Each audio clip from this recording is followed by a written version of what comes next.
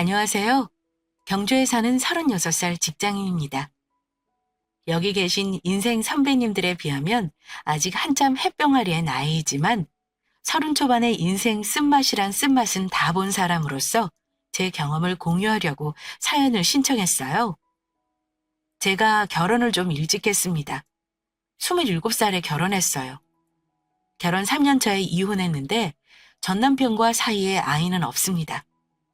그 사람과 아이도 낳고 단란한 가정을 만들고 싶었지만 다행인지 불행인지 지금은 헤어지고 전 남편이라는 이름으로 남아 있습니다. 저 이혼할 때 제일 힘들었던 게 뭐냐면요. 남편도 남편이지만 무엇보다 친정에서 심리적인 지지를 하나도 받지 못했다는 거예요. 제 또래 다른 여자들은 친정엄마와 돈독하게 지내는 게 대부분인데 저는 어릴 때부터 친정엄마 때문에 마음이 힘들었던 적이 더 많았거든요. 일찍 결혼한 것도 어쩌면 친정집에서 빨리 독립하고 싶어서 사람을 제대로 볼 줄 모르는 어린아이에 급하게 결혼한 것도 있어요. 이혼하면서 아빠가 돌아가시며 저는 친정과도 연을 끊고 살게 되었는데요. 지금의 제 삶이 있게 된 원인을 얘기하자면 제 어린 시절 얘기부터 해야 할 것 같아요. 우선 저는 남동생 하나가 있는데 둘 다 80년대생이고 저희 부모님은 50년대생이세요. 아주 옛날 고리짝적 세대는 아니어도 문득 옛날 분이시다 라는 걸 느낄 정도예요. 그 세대 부모님들 대부분 그러시겠지만 저희 아빠 되게 가부장적인 분이셨습니다. 아무리 세상이 미쳐 돌아가도 여자는 여자다워야 한다고 생각하는 분이셨고 엄마는 당신 또한 여자이지만 아빠와 비슷한 사고방식을 가진 분이십니다. 그러다 보니 저는 어릴 적부터 여자라는 이유로 강요당하는 것과 하지 못하는 게 참 많았어요. 아빠에게는 동생과 크게 차별한다고 느낀 적은 없습니다. 다만 딸이라 늦게 들어오거나 밖으로 놔두는 걸 걱정하시긴 했고 대학교 때는 제가 술 먹고 늦게 들어오거나 하면 엄청 노발대발하시긴 했어요. 그런데 엄마는 유독 저와 제 남동생을 대놓고 차별했던 기억이 납니다. 저 자랄 때는 남아선호 사상이 있었던 시대였던지라 마음은 속상했어도 남동생에게 양보하는 것이 당연했고 분노를 표현할 수도 없었습니다. 고작 2살 차이인데 엄마는 남동생에겐 비싼 장난감도 잘 사주셨지만 저한테는 저렴한 장난감만 사주셨고 옷이나 신발 등등 생필품에서도 상황은 다르지 않았습니다. 특히 학교 다니면서 동생은 유명 메이커 옷이나 신발을 사주셨는데 저는 늘 보세나 남에게 얻어온 옷을 입히셨고요. 음식도 제가 좋아하는 건 잘 사주지 않으셨던 기억이 납니다. 제가 어릴 때 가장 많이 들었던 엄마의 단골 레파토리 중에 하나가 아들이 좋다는 말이었는데요. 특히 동네 아줌마들 모여 자식 얘기, 남편 얘기 할 때는 제가 듣고 있다는 것도 잊으시곤 하시는 건지 대놓고 남동생이 더 좋다는 말을 하셨어요. 난 아들보다 딸이 좋아. 아들이 키우는 게 힘들어도 다 키워놓으면 세상 듬직하지. 아무리 딸이 잘나도 집안 기둥 역할을 못하는 법이거든. 딸내미들은 키워놔봤자 말도 많고 탈도 많고 집안 분란 일으키는 경우가 많잖아. 혜진이 엄마도 참, 이 집 딸내미는 우리 딸에 비하면 얼마나 기특해. 중학생인데 집안일도 돕고 아빠 일도 돕는다며? 요즘 아들 하는 집 영양가 없어. 그러니까 혜진 엄마도 나중에 딸 덕 보려면 아들보다는 딸에 투자해. 아들이야 투자해봤자 지가 좋다는 여자 만나면 말짱 꽝 아니야? 딸한테 투자는 무슨? 막말로 딸이야말로 시집 보내놓으면 그뿐인 거지. 나는 나중에 우리 집 물려줄 재산 있으면 우리 아들한테 다 줄 거야. 어머, 혜진이 엄마, 혜진이 듣는데 말 조심해. 그게 뭐 마음대로 될 일이야?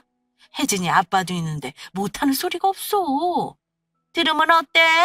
내가 못할 만한 것도 아닌데. 아들한테 물려주든 딸한테 물려주든 그건 부모 마음인 거지. 쥐가 싫대도 어쩔 거야. 나중에 내 제사 지내주는 게 딸이겠어? 당연히 제사 지내주는 아들한테 물려주는 게 맞는 거지. 저는 어렸지만 그게 무슨 말인지 모를 정도로 어리숙하지는 않았습니다. 엄마 말 듣고서 화들짝 놀라 제가 혹여 들었을까봐 눈치 보시는 동네 아줌마들을 위해 모른 척 했지만요. 속으로는 솔직히 속상했습니다. 아무리 딸이고 어린 자식이라지만 제 앞에 대놓고 할 말은 아니잖아요? 아빠가 있을 땐 그런 말 대놓고 하진 않았지만 그런 말 들으니 어린 마음이었지만 답답하고 분노 같은 게 치밀어 오르더라고요. 차라리 남동생이 집안 제사도 지내주고 대도 이어야 하니 남동생에게 재산을 더 많이 물려주겠다고 직접적으로 말을 했다면 덜 서운했을 것 같아요. 그런데 아이의 딸은 도와줄 필요가 없다는 듯한 말에 더 오기가 생기기도 해서 어린 나이부터 저는 모든 부모 도움 바라지 않고 혼자 자립하려는 노력을 했던 것 같습니다. 저와 남동생은 2살 차이가 나는데 터울이 없어서 그런지 어릴 때부터 그다지 사이가 좋지 않았습니다. 그도 그럴 것이 남동생은 엄마의 무한 사랑으로 버릇이 없었습니다. 동성은 형제 자매도 그렇지만 자매도 나이 차이 얼마 안 나는 경우 엄청 싸웁니다. 저도 그랬고요. 그런데 제 기억에 동생이 내 물건에 욕심내거나 음식을 탐내거나 하면 늘 엄마는 저더러 양보하라는 경우가 많았습니다. 동생은 심지어 자주 제 용돈을 훔쳤고 용돈을 뺏긴 나는 용돈을 잘 보관하지 못한 죄로 혼났으니 그보다 더 사소한 일은 말할 것도 없었죠. 그런 피해의식이 늘 있었기 때문에 저는 다 커서까지 동생과 그리 친하지 않았습니다. 특히 저는 중학교 때부터 아빠 공장의 잔업을 도왔어요. 대단치는 않은 일이고 물건 조립이나 포장 같은 단순한 일이었습니다. 저는 공부를 그다지 못했는데 동생은 그런 저와는 달리 공부도 잘했고 부모님이 기대를 한 몸에 안고 자랐습니다. 그래서인가 아빠 공장이 일손이 모자랄 때 저는 당연한 듯 일을 도우라 했지만 동생한테는 그런 말을 한 걸 본 적이 없습니다. 공부할 시간을 빼앗으면 안 된다는 게 이유였죠. 야, 박성진. 공부 안 하고 놀 거면 너도 부모님이 이롭게 공장에 와. 맨날 나만 일하고 너는 나몰라라 하냐? 주말에 같이 와서 너도 포장해. 내가 왜 가? 엄마가 나는 안 와도 된다고 했어. 누나가 뭔데 나한테 그래? 누나는 공부도 못하잖아. 그럼 가서 그거라도 하는 게 맞지. 열받으면 누나도 나처럼 시험 잘 보던가. 얄미운 동생과 다투고 엄마에게 말하면 엄마는 차갑게 저를 탓하셨습니다. 누나가 돼가지고 너는 동생더러 일 도우라고 하니? 걔는 가서 해봐야 무슨 도움이 된다고 그래. 네가 손이 야무지니까 도우라는 거 아니니? 맨날 도우라는 것도 아니고 자னம் 밀릴 때 하루 이틀 하는 게 그렇게 하기 싫은 거야? 다른 집 봐봐라. 일찍부터 아르바이트니 뭐니 해서 돈 벌어다 부모 갖다 주는 애들이 한둘인 줄 알아? 너한테 돈 벌어오라는 것도 아니고 부모 도우라는 건데 너는 혼자 하는 게 억울해서 엄마한테 동생도 일시키라는 거냐? 이러니 딸 자식 키워놔봤자 소용없다는 말을 하는 거야. 매번 딸 자식은 필요 없다는 말로 결론을 내리는 엄마가 너무 서운해서 아빠에게 말하면 아빠 역시 어두운 표정으로 저를 나무라셨습니다. 자꾸 엄마랑 문제 일으키지 마라. 아빠 공장 일만 해도 너무 바쁜 거 알잖아. 이게 다 너희들 먹여 살리고 공부시키려고 하는 건데 네가 그렇게 부모한테 징징대면 쓰니? 아빠의 저런 반응을 보며 무력감을 느낀 저는 그 뒤로 별다른 저항도 하지 않았던 것 같습니다. 커서 생각해보니 자식이 아무리 공부를 못한다고 하더라도 자식이 하고 싶은 게 있으면 지원을 해주고 뒷받침해줘야 하는 게 부모로서 최소한의 도리라 생각합니다. 부모가 넉넉지 않고 바쁘게 사느라 자식들을 살뜰하게 살피는 게 어렵다 해도 최소한 자식이 자립할 수 있게 지원해주려는 노력은 해야 한다고 생각해요. 그런데 저희 부모님은 유독 제게는 인색하셨습니다. 물론 제가 부모 기대만큼 공부를 잘하지 못했으니 투자를 안 한 것도 있겠죠. 하지만 어릴 때 공부를 못한다고 장녀라서 집안일을 도와야 한다고 채근하지 않으셨더라면 아니 다른 쪽으로 성공하지 않았을까 하는 생각을 해봅니다. 동생은 아빠 공장 근처에 오지도 않고 공부와 놀기만 했습니다. 그런데도 용돈은 항상 풍족했고요. 저는 아빠 공장에서 일하지 않으면 엄마가 용돈도 주지 않으셨어요. 그러다 보니 공부는 더 집중 못했고 제가 하고 싶었던 건 마음속 깊이 꾹꾹 눌러놓을 수밖에 없었습니다. 어쨌건 중고등학교를 그렇게 보내고 저는 전문대를 진학해 졸업한 후 바로 취업했습니다. 대학 다니는 동안 가장 많이 한 생각이 내 앞날은 내가 책임져야 한다는 거였어요. 그래서 취업에 필요한 온갖 자격증은 다 섭렵했고 다행히 그게 취업하는 데 도움이 되었습니다. 그 뒤로 시집 갈 때까지 부모님께 월 50만 원씩 꼬박꼬박 드렸습니다. 집안의 자랑이었던 남동생은 뭐 때문인지 명문대는 못 갔고 서울 소재 4년제 대학 경상대 나와서 은행에 취직했습니다. 부모 입장에서는 저보다 훨씬 자랑스러운 아들인 건 분명했죠. 직업도 훨씬 좋았고요. 그런데 남동생은 취직해서 자기한테 쓰느라 바빴지 부모님 챙겨드리는 거 거의 못 봤습니다. 그걸 잘못한다 할 수는 없죠. 각자의 생각 차이니까요. 동생은 그렇다지만 저는 그래도 큰딸로서 그게 도리라 생각했어요. 그때 실수령행 200도 못 받았을 때였습니다. 그래도 저는 매번 현금을 뽑아 흰 봉투에 담아드렸습니다. 그런데 한 번도 엄마에게 고맙다는 말은 들어본 적이 없어요. 오히려 월급 다 내놓으라는 말은 들어봤습니다. 아빠 사업이 잠시 휘청거렸을 무렵이었는데요. 이번 달부터 월급 엄마한테 다 주고 네가 용돈 받아 써야겠다. 아빠 일이 많이 어려워서 지금 생활비도 못 받아 쓰고 있어. 당분간만 혜진이 네 월급으로 도와줘야 할 것 같구나. 엄마, 나 적금 붓는 거랑 카드값 하려면 당장 이번 달은 어려워요. 그동안 내가 50씩 꾸준히 줬는데 거기서 모아놓은 여윳돈은 없는 거예요? 다른 부모들은 자식들이 벌어오는 돈 차마 귀에서 못 쓰고 모아놓는다는 분도 있다고 들었는데 엄마는 제 말을 듣더니 갑자기 코웃음을 치시더라고요. 누가 들으면 네가 집에다가 몇백만 원씩 가져다 준 줄 알겠구나. 얼마 되지도 않은 돈 주는 거 기억도 잘 안 나는데. 암튼 간에 너도 이번 달부터는 내 말대로 해. 그럼 성진이한테도 좀 도우라고 해요. 걔는 지가 버는 돈 자기 하고 싶은 거 다 쓰는 것 같던데 엄마한테 단돈 10만 원이라도 주긴 해요? 그래도 난 5년 넘게 매달 엄마한테 용돈 보냈잖아요. 명절이고 생신이고 다 따로 챙겨드린 거 기억 안 나세요? 저는 자식으로서 도리는 했다는 생각에 그 말을 한 건데 제 말을 듣고 엄마가 이러시는 겁니다. 나는 모르겠다. 네가 뭘 그렇게 꼬박꼬박 줬다는 건지. 오히려 성진이한테 목돈으로 한두 번씩 받은 건 도움이 되더구나. 매달 현금으로 따박따박 드린 돈은 그럼 어디로 간 거예요? 그게 도움이 안 된 거면 계속 돈 드릴 이유가 없죠. 뭐? 돈 주기 싫다는 말 참 어렵게도 한다. 이 나이 때까지 먹여주고 입혀주고 공부까지 시켜놨는데 이제 지 돈 번다고 네 맘대로 살겠다는 거야? 그럼 어디 마음대로 해봐. 못된 것 같으니라고.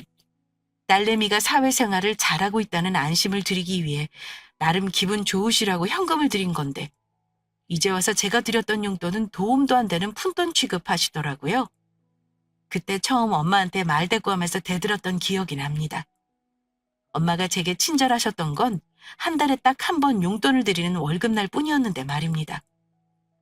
저는 너무 서운하고 화가 나서 월급 다 내놓으란 말 거부하고 모아놓은 돈 빡빡 걸어모아 원룸 얻어 홧김에 독립했습니다. 독립해서 나간다고 할 때 집에서는 난리가 났었죠. 특히 아빠가 엄청 노발대발 하셨던 기억이 납니다. 보수적인 아빠의 상식으로는 시집도 안 간 딸이 집을 나가 산다는 건 절대 용납할 수 없는 일이셨을 겁니다. 나가긴 어딜 나가 산다는 거야? 시집도 안 간 처녀가 혼자 살면 주변에서 가만히 있겠냐? 잔말 말고 부모 밑에 얌전히 있다가 시집 가도록 해. 제 나이가 벌써 26이에요. 다른 애들은 저보다 어릴 때 나와 사는 애들도 많고요. 아빠가 반대하셔도 상관없어요.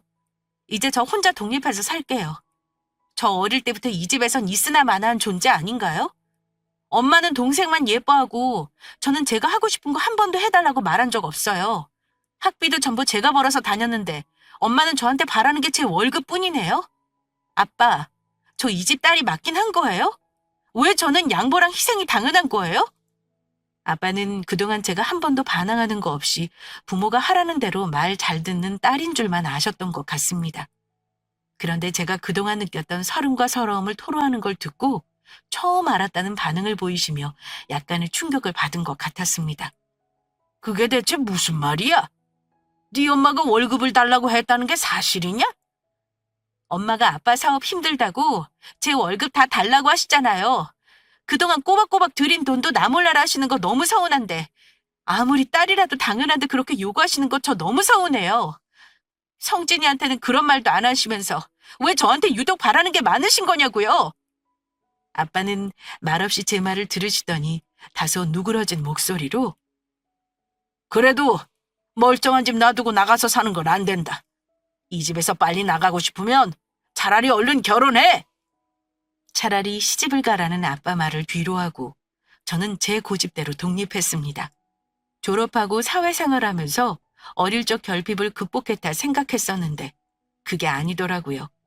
어릴 때 늘 갈구하던 부모님의 사랑을 못 받았던 것과 불공평하고 부당하게 자란 어린 시절이 오버랩되면서 서운하다 못해 안 보고 살고 싶다는 생각까지 했으니까요. 그렇게 집에서 나와서 사니 생활비가 더 들긴 했지만 마음만은 편했습니다. 20년이 넘는 세월을 부모와 살았는데 어찌 그 시간이 더 불편하게 느껴졌을까요? 그때 제가 만나던 같은 회사 다니던 동갑내기 남자친구가 있었는데요. 아빠 말대로 독립해 살면서 차라리 결혼을 일찍 하는 게 낫겠다는 생각이 들었습니다. 그 남자친구가 지금은 이혼한 전 남편이에요. 그래서 집에서 독립한 지 1년 만에 결혼하기로 결심했습니다. 남자 나이로 27살이라는 나이는 한창 때이기도 하고 결혼할 생각이 없을 나이이기도 하지만 그때는 서로 좋아하는 마음이 커서 둘 다 소꿉놀이하듯 결혼했어요. 결혼하기로 결심하고 양가에 인사드렸을 때 예비시댁의 모습은 솔직히 자식 결혼하는데 크게 도와줄 수 있는 형편은 아니었습니다. 그건 저희 집도 마찬가지였고요. 엄마는 저 결혼시키는 걸 밀린 숙제 처리하듯 빨리 추진하고 싶어 하셨어요. 저희는 둘 다 모은 돈이 많이 없었는데 다행히 아빠가 저 시집갈 때 주려고 들어놓은 적금이라며 7천만 원이 넘는 돈을 도와주셨습니다. 아빠 도움 덕분에 대출 조금 껴서 작은 전셋집을 마련해 결혼했네요. 그런데 아빠가 적금 통장을 제게 주실 때 옆에 있던 엄마의 표정이 아직도 기억이 생생합니다. 아빠는 그걸 엄마 모르게 모으셨던 것 같아요. 왜냐하면 제가 결혼한다고 했을 때 엄마가 하신 말씀이 있었거든요. 네 마음대로 집 나가서 네 마음대로 결혼하는 건데 우리 집에서 도움받을 생각은 하지 마라. 동생 장가까지 보내려면 나나 네 아빠 허리 휘도록 일해야 하는 거 너도 잘 알고 있지? 결혼은 가급적 간소하게 하고 집 얻는 건 김서방이랑 둘이서 대출을 알아보도록 해. 그 말 듣고 저는 집에서 도움받는 건 기대도 하지 않았었거든요. 그런데 아빠가 주신 적금 통장에 적잖이 놀란 건 사실입니다. 아빠, 이거 제가 받아도 되는 거예요? 딸 시집 보내는데 아빠가 이 정도는 해줘야 하는 거 아니냐? 혜진이 너 그동안 애 많이 썼다. 아빠가 일만 하느라 너 마음 살피지도 못한 것도 미안하구나. 아빠는 네가 잘 크는 줄만 알았다. 네가 속상한 거 많았던 거 아빠가 몰라줘서 많이 서운했지? 아빠가 딸을 미워할 리가 있겠니? 그저 돈 열심히 버는 게 너희들 위한 거라고만 생각한 게 이제 와서 얼마나 후회가 되는지. 네가 이렇게 결혼한다고 신랑감을 데려왔는데 회한이 밀려오는구나. 아빠, 저 결혼해서 잘 살게요. 그동안 저도 못되게 굴어서 죄송해요. 저도 결혼하면 자식들이 다 하고 잘할게요. 고마워요, 아빠. 그런데 감동적인 부녀지간의 대화를 어머니가 딱 끊어놓으시더라고요. 아유, 당신은 나한테 말도 없이 적금을 들었단 말이에요? 당신 성진이 앞으로는 그런 적금 통장 해놨어요? 보나마나 없을 테지, 세상에. 그 돈이면 당신 대체 몇 년을 부은 거야? 그동안 힘들 때 내가 돈 없다 돈 없다 하는 소리 듣고서도 당신은 그 돈 틀어지고 시침이 뚝 떼고 있었던 거네? 속상해서 정말. 내가 이런 꼴을 봐야 하는 거야?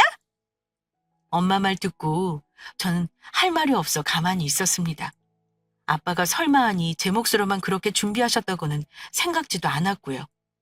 동생은 저보다 더 금이야 오기야 키우셨는데 결혼할 때 집 한 채 사준다는 소리 여러 번 들은 터라 엄마의 그런 말이 서운했습니다. 혜진 엄마, 그만 좀 해. 당신 딸이 결혼하는데 그럼 이 정도도 안 해주려고 했어? 어지간히 합시다. 이제 시집가서 시작하는 아이인데 큰 빚 내고 시작하게 할 수는 없잖아. 아빠의 말을 듣고 나서 엄마는 그제야 입을 다물긴 했지만 그 뒤로 결혼할 때까지 계속 제가 친정에 도움받는 걸 언급하며 생색을 내셨어요. 심지어 제 결혼식 날도 친구분들과 친지들이 있는 데서 마치 제가 기둥뿌리 뽑아가는 딸인 것 마냥 말씀하시는 것도 들었습니다. 게다가 엄마는 굉장히 이중적인 분이었어요. 귀하게 여긴 딸도 아니면서 제 남편에게는 사위 노릇을 요구했습니다. 김서방, 우리 딸이 결혼 전에 우리한테 꼬박꼬박 생활비 줬던 거 얘기 혹시 들었나? 시집 갔다고. 시댁에만 신경 쓰면 안 되는 거야. 내 말 무슨 말인지 알지? 예, 장모님, 그 말씀이 맞습니다. 너무 걱정 마세요. 저도 당연히 양가 부모니까 똑같이 생활비 지원해드리려고 했습니다. 대답은 그렇게 해도 남편은 그 말 듣고 똥 씹은 표정이 되긴 했어요. 사실 엄마 말만 듣고 보면 시댁이 주는 만큼 처가에 줘야 하는 게 틀린 말은 아닌지라 별다른 반박은 하지 않았습니다. 그때 둘이 맞벌이하면서 양가에 30만 원씩 드렸는데요. 아무리 둘이 번다고 해도 매달 그렇게 드리는 게 쉽지만은 않은 일이더라고요. 그리고 돈 쓸 일은 결혼하고 나니 왜 그렇게 많아지는지 좀처럼 돈 모은 것도 어려웠고요. 어쨌든 엄마 성격을 잘 알고 있었던 저는 시집 가면 엄마 간섭에 벗어나 행복할 줄로만 알았습니다. 결혼했을 때가 27살이었고 저희는 아이도 30이 넘어서 가지기로 약속하고 일부러 피임까지 했어요. 돈 욕심이 있었던 저는 저한테 쓰는 돈 아끼고 아껴 내 집 마련하는 걸 우선순위로 삼았고요. 결혼해서 누구보다 행복하게 살고 싶었습니다. 특히 어린 시절 기억 때문인지 앞으로 태어날 내 아이에게는 정말 좋은 부모가 되고 싶었어요. 그래서 그 준비를 하기 위해 아이 갖는 걸 늦춘 것도 하나의 이유이고요. 그런데 누구보다도 좋은 가정을 꾸리고 싶던 제 생각과는 달리 저는 결혼 생활을 오래 유지할 수 없었습니다. 그 이유는 결혼 전에는 몰랐던 남편의 바람기 때문이었습니다. 결혼 3년째 되던 해 저는 죽어라 모은 돈으로 청약에 당첨된 아파트에 입주를 앞두고 있었고 계획대로 인생이 흘러가고 있다고 생각하고 있었습니다. 참 어리석게도 가장 행복하다고 느끼고 있던 그때 불행이 시작되더라고요. 남편은 같은 부서에 있던 직원과 오피스 부부 행세를 할 정도로 이미 주변 사람들에게 소문이 파다했습니다. 바보같이 저만 모르고 있었던 거였죠. 차라리 남들처럼 사기를 당하거나 주식으로 돈을 날린 거면 이해할 수 있겠는데 다른 여자와 놀아난 건 용서가 안 되더라고요. 그래서 이혼을 결심했습니다. 지나간 일이다 보니 담담하게 말한다지만 힘든 정도가 아니었습니다. 배우자의 외도를 겪어보신 분들은 아마 이해하실 겁니다. 이혼 진행하면서 당연히 친정에도 말했습니다. 하나밖에 없는 딸 시집 보내놓고 젊은 나이에 이혼한다는 소식 들으면 얼마나 속상하실까 걱정돼요. 한참 뒤에나 이혼하는 걸 말씀드렸었죠. 그래도 부모라면 이혼하는 딸 편을 들어줄 거라 믿었습니다. 그런데 저희 엄마 반응은 제 예상을 완전히 빗나가더라고요. 일단 이혼은 안 된다며 펄펄 뛰셨습니다. 세상에 집안 망신을 시켜도 정도가 있지. 거봐라. 내가 너 시집 갈 때 아무나 골라서 급하게 가는 거 보고 이럴 줄 알았어. 지 마음대로 나가 살더니 결혼하는 것도 지 마음대로 하고 이제 와서 이혼한다니 참네. 내가 너를 이렇게 가르쳤니? 엄마, 다른 문제도 아니고 김서방이 다른 여자랑 바람이 났다고요.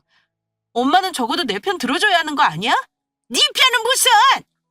결혼했으면 출가 외인이야. 남자가 혈기왕성한 나이에 잠깐 눈 다른 데 돌릴 수도 있는 거지. 여자가 참고 기다리면 다 가정으로 돌아오게 되어 있어. 김서방도 일찍 결혼해 다른 여자 경험 많이 없는 게 억울할 수도 있는 거 아니냐? 엄마한테 꼬박꼬박 용돈도 잘 주고 있는데 어지간하면 그냥 네가 참고 살아라. 어? 엄마가 딸 이혼을 말리는 이유가 다른 것도 아니고 사위가 주는 용돈이 아쉬워서라니요.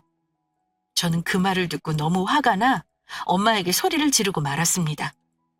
엄마는 딸이 이혼한다는데 고작 한다는 걱정이 그거예요? 대체 엄마는 조건 없이 내 편을 들어줄 수는 없는 거냐고요. 다른 엄마들은 결혼하고 나서 딸하고 애틋하기만 한데 엄마는 내가 마음고생하는 게 아무렇지도 않는 거냐고요. 어떻게 저한테 참고 살라는 말을 할 수가 있어요? 저 엄마가 뭐라 하든 이혼할 거니까 말리지 마세요. 뭐? 너, 네 아빠 지금 사업 때문에 힘든 거 몰라? 근데 너 이혼한다는 것까지 알면 네 아빠가 얼마나 속이 타겠니? 엄마는 한참 힘든 사업 때문에 고전하고 있는 아빠 핑계를 대며 제 이혼을 말렸습니다. 하지만 저는 부모가 말려도 이혼을 그만둘 생각은 없었어요. 부모가 대신 제 인생을 살아주는 것도 아니니까요. 힘들었지만 친정 도움을 바라지도 않았고 금전적으로나 정신적으로나 도움을 받은 것도 없습니다. 남편과 3년간의 결혼 생활을 소송으로 정리하고 나서 저는 위자료와 제가 모은 돈을 합쳐 청약받은 아파트에 입주했습니다. 이혼의 상처를 회복하는 데 최고인 건 금융치료가 제일 효과적이더라고요. 저는 남편에게 받은 위자료 외에 상간녀 소송까지 해서 위자료를 받아냈고 두 사람이 회사에 얼굴 들고 다닐 수 없게 다른 지역으로 발령 나게끔 해줬습니다. 그런데 제 신변 정리하는 것만으로도 정신이 없었던 그때 뜻하지 않게 아빠가 갑자기 쓰러지셨어요. 원래 지병이 있으셨지만 갑자기 쓰러지신 후 심장수술까지 하고 나서는 좀처럼 기력을 회복하지 못하셨습니다. 저도 심상치 않은 아빠 상태 때문에 자주 아빠를 보러 병원에 갔었고요. 그런데 수술하고 나서 폐에 물이 차고 염증이 생기면서 상태가 급격히 나빠지기 시작했어요. 저는 겁이 덜컥 나서 회사에 간병 휴가를 내고 매일 아빠를 돌봤습니다. 엄마는 갑자기 쓰러진 아빠 때문에 대신 아빠 사업체를 정리하는 일로 바쁘셨고 동생 놈은 주말에 잠깐 와서 얼굴 비추는 게 다였습니다. 그래도 그때는 아빠가 저와 의사소통은 가능했어요. 그런데 어느 날 하루 아빠 컨디션이 반짝하고 좋은 날이 있었어요. 아빠가 제게 침대를 좀 일으켜달라고 부탁하시더라고요. 그러면서 저한테 할 말이 있다며 가까이 오라고 하셨습니다. 혜진아, 아빠가 너한테 해주지 못한 말이 있는데 지금부터 아빠 말 잘 들어라. 아빠가 그러시니까 괜히 겁이 덜컥 나는 거예요. 왠지 유언을 남기시는 것 같아서요. 아빠, 무슨 말이길래 그래요? 나중에 천천히 해도 되는 말이면 엄마랑 성진이 있을 때 말씀하세요. 너 혼자 들어야 하는 말이라서 그래. 아빠가 너 위해서 말 안 하는 게 낫다고 생각했었는데 지금 돌아보니 그게 틀렸던 것 같구나. 혜진아, 아빠가 하는 말에 너무 놀라지 마. 사실은 지금 네 엄마는 네 친엄마가 아니다. 난데없이 지금 엄마가 제 친엄마가 아니라는 말에 저는 말문이 막히고 말았습니다. 네 엄마는 너 낳고 돌도 안 돼서 죽었어. 네가 워낙 어렸고 주위에서도 굳이 새엄마인 거 알리지 말라고 해서 너한테 숨겼다. 네 동생은 너랑 배다른 동생인 거고 빚덩인 너한테 좋은 엄마 돼주겠다는 말만 믿었는데 아무래도 너는 많이 힘들었던 게지. 아빠가 알면서도 너한테 말을 못한 건 네가 지금 엄마를 친엄마로 생각하고 있어서기도 했고 네 엄마가 너를 친딸처럼 대해주리라 믿었기 때문이야. 근데 그게 다 내 욕심이었더구나. 정말 아빠가 너한테 미안하다, 혜진아. 저는 울면서 아빠 말을 들었습니다. 솔직히 원망스럽고 지금 와서 이런 말을 하는 아빠가 너무 미웠습니다. 적어도 제가 친엄마가 있다는 걸 알았다면 그 긴 세월 동안 친엄마를 위해 기도하며 그리워라도 했을 텐데 말입니다. 저를 속이다가 이제 와서 비밀을 털어놓은 아빠 마음이 이해가면서도 미웠던 게 사실입니다. 아빠,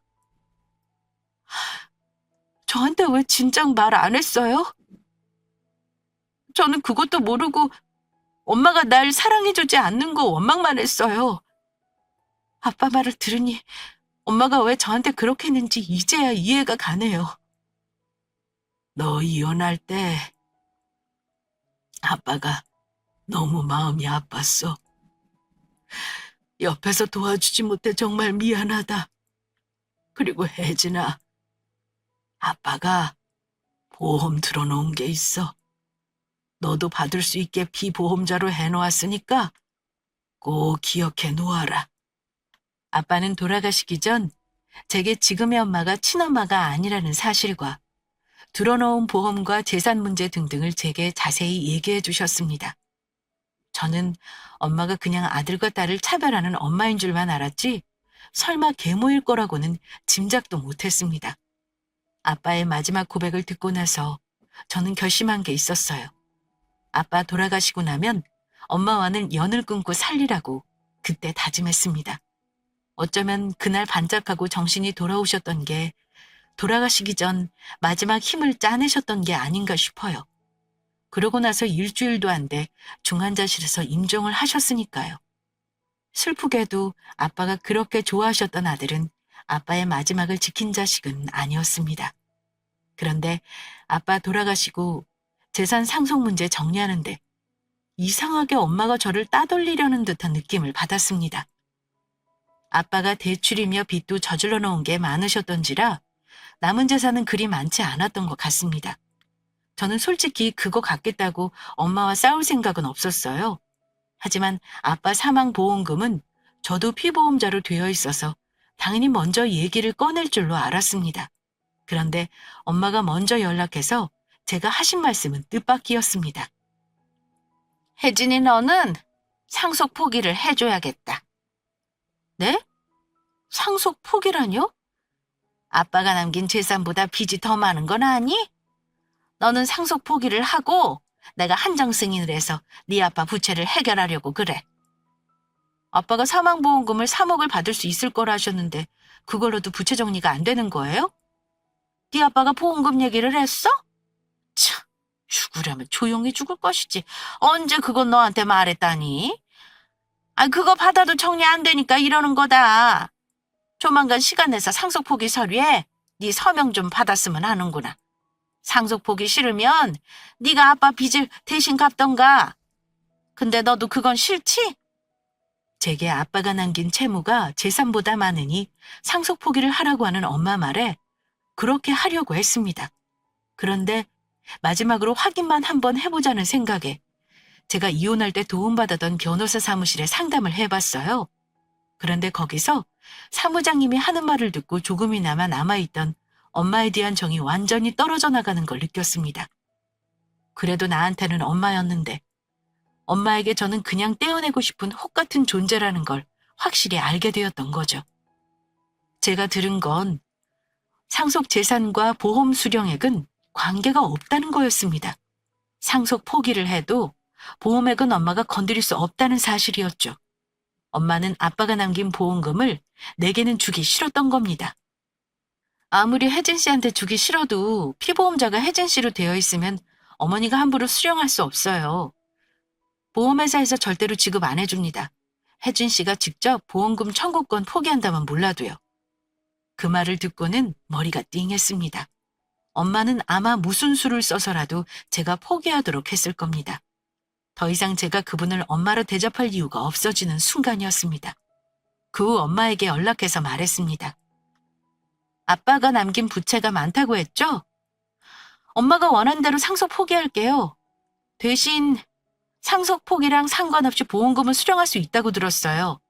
제 목숨 포기할 생각 없으니까 보험금 청구해서 각자 나누고 끝내죠. 그동안 엄마가 원치도 않는데 저 먹여주고 키워주신 건 감사하네요. 어쨌든 저 때문에 돈은 들었을 테니까요. 앞으로 저는 이 집에 다시는 연락 안 할 거예요. 엄마랑 성진이랑 두 분이서 잘 사세요. 어차피 저 친딸도 아니니까 엄마도 저 신경 쓰고 싶지 않을 거잖아요. 뭐? 너 대체 그건 언제 한 거야? 다 참 어이가 없어서. 너 그 사실을 알면서도 시치미를 떼고 있었던 거니? 네 아빠가 죽기 전에 말한 모양이구나. 아무튼 네가 혼자 살든 나한테 연락을 하고 살든 나는 상관없어. 근데 네 아빠 보험금을 달라니? 그건 안 되겠구나. 그 돈 받아도 네 아빠 빚 갚느라 힘든 거 몰라? 보험금 받아서 도로 엄마한테 줘라. 그거 약속 안 하면 내가 상속 포기할 테니까 네가 한정 승인 받든가. 엄마는 아빠 빚을 제가 물려받으라는 말로 저를 협박했습니다. 그래서 그러라고 했죠. 그럼 제가 아빠 채무 해결할 테니 엄마랑 성진이가 상속 포기하던가요. 그리고 보험료 받아서 가져가세요. 그럼 빚 안 갚아도 되는 거잖아요? 그렇게 하실래요? 제가 그렇게 말하니 엄마는 당황하더군요. 아무리 빚이 많아도 갚은 돈이 없을 것 같진 않아서 차라리 내가 한정 승인을 하겠다 한 건데 역시 제 생각이 맞는 것 같았습니다. 아무튼 결과적으로 저는 아빠가 남긴 보험금은 정상적으로 수령했습니다. 그리고 엄마와는 그 이후 완전히 연락을 끊고 살았어요. 친척에게 들려오는 말로는 아빠가 남긴 채무가 많긴 했더라고요. 집도 팔아서 갚고 시골에 땅도 정리했다고 들었습니다. 그리고도 돈이 남았는지 엄마가 무슨 큰 식당 하나를 권리금 주고 인수했다고 하더군요. 거기까지 소식을 듣고 저도 1년이 넘도록 소식을 못 들었습니다. 그런데 그해 겨울에 연을 끊고 살던 계모에게 연락을 받았습니다. 저에게 늘 찬바람 불고 차갑기만 했던 계모인데 그날은 제가 한 번도 들어보지 못했던 말투로 제게 말을 하더라고요. 혜진이 너 잘 지내는 거냐? 너도 참 독하구나. 어쩜 연락 한 번을 안 하니? 무슨 일로 전화하셨어요? 저 잘 지내는 거 궁금하신 거 아니잖아요. 에이, 혜진아. 너 혹시 내가 식당 하는 거 얘기 들었니? 그게 하필 내가 인수하자마자 코로나가 터지는 바람에 지금 다 망했어. 근데 당장 대출금이며 메꾸는 게 힘들어서 그러는데 혹시 5천만 원 여유 있으면 빌려줄 수 있니? 엄마가 정리되면 네 돈부터 갚을 테니 못 받을까 봐 걱정할 건 없어. 기껏 전화해서 한다는 말이 또 돈 얘기라뇨. 저는 끝까지 계모에게 이용만 당하는 존재였던 겁니다. 예전 같으면 엄마 힘든 거 당연히 도와주는 딸이었겠지만 그럴 이유가 더 이상은 없었죠. 성진이한테 말하지 왜 나한테 전화했어요? 우리 관계가 돈 빌려주고 갚을 사이는 아니죠. 저는 잘 모르는 남한테 돈 함부로 안 빌려줘요. 더군다나 안 갚을 거 뻔한 사람에게는 절대 안 빌려주고요. 그럴 만한 큰 돈도 없지만 있어도 못 빌려준다 그 말이에요. 다시는 그런 일로 전화하지 마세요. 너 이년, 너 여전히 못됐구나. 네가 받아간 보험금 그거 다 써버린 거 아니잖니? 누가 꽁돈 달라고 하든? 내가 갚는다잖아. 성진이도 그럴 만한 돈이 없으니 너한테 연락한 거 아니냐. 그럼 성진이 퇴직해서 퇴직금으로라도 메꾸세요. 왜 남한테 전화해서 뜬금없이 돈 내놔라 생떼 부리시는 거예요? 전화 끊을게요. 이 번호 차단합니다. 그렇게 아세요? 계모 전화를 끊어버리고 나서 얼마 후에는 남동생이 전화해서 지랄을 하더라고요. 누나가 되어가지고 집에 한 개 모으냐는 둥 아주 가짜는 말을 짓거리길래 한 번만 더 전화해서 난리치면 내 돈으로 학비 대준 거 원단위까지 계산해 변호사 써서 다 청구할 거라고 해줬습니다. 가족이라고 생각 안 하니까 엄마 죽어도 나한테 연락하지 말라고 했고요. 둘이 알아서 잘 살라고 했습니다. 하고 싶은 말 다 했더니 속이 다 시원하더군요. 그 뒤론 그 둘로부터 연락이 없었습니다.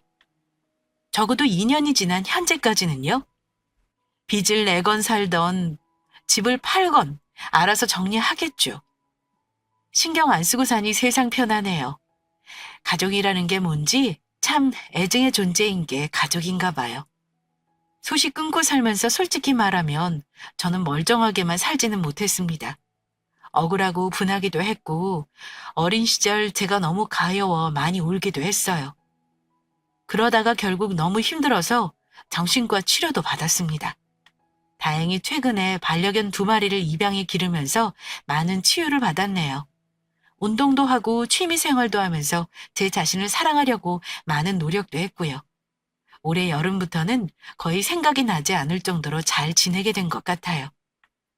앞으로 연락이 오진 않겠지만 혹시나 소식을 알게 되더라도 저는 교류하고 살 생각은 없습니다. 사연 들으신 분들이 제가 너무 불쌍하다고 생각하지 마셨으면 좋겠어요. 비록 가족에게 상처받았고 결혼도 실패했지만 아직 저는 젊으니까요. 때가 되면 저도 좋은 사람을 만날 수도 있는 거고요. 중요한 건 제가 지금 괜찮다는 겁니다. 지금은 지나간 일로 힘들어하기보다는 돌아가신 제 친엄마를 위해 가끔 기도하고 저를 위해 뭘 할까 고민하며 살아요. 그러니 제 사연을 들은 구독자분들, 힘내라는 응원의 한 말씀 한마디씩 부탁드립니다. 그럼 제가 많은 용기를 얻을 것 같아요. 제 사연은 여기까지 하겠습니다. 들어주신 분들 수고하셨습니다. 감사합니다.